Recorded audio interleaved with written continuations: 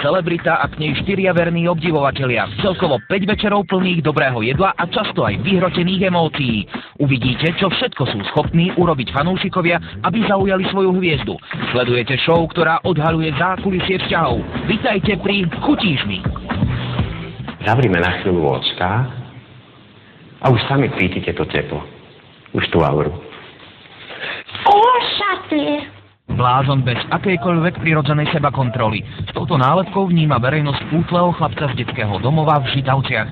Mário Toráč však v sebe okrem toho skrýva vtipného spoločníka a dobrého pozorovateľa. Okolie dostáva moderátor audiotextových hier svojou otvorenosťou často do komikova. Napriek podrezanému jazyku si však vie Mário okamžite získať priazne spoločnosti.